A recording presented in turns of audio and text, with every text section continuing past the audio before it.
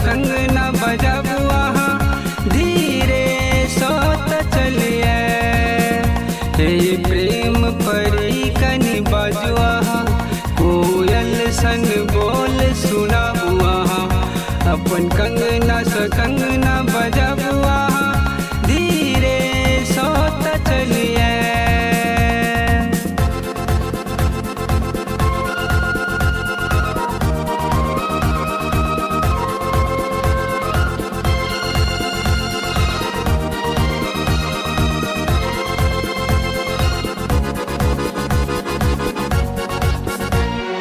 हमरा सिहा का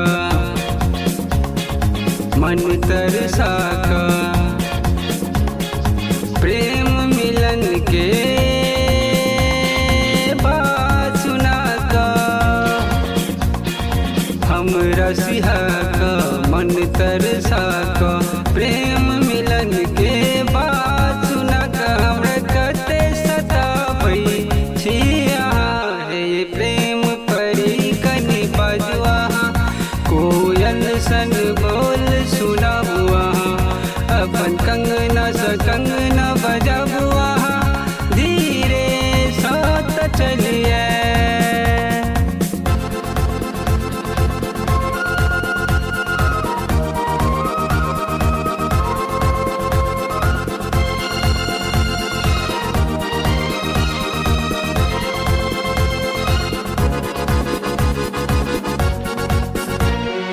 ताना मरैया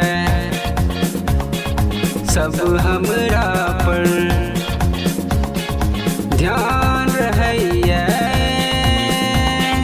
सिर्फ वहाँ पर।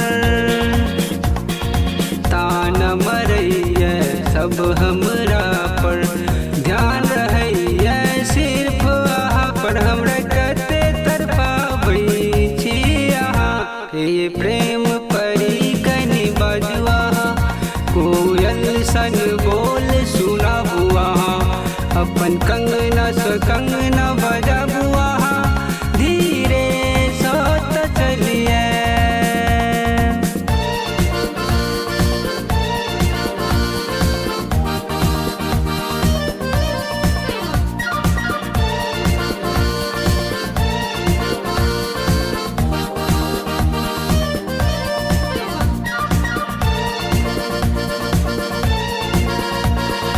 प्रेम के प्यासल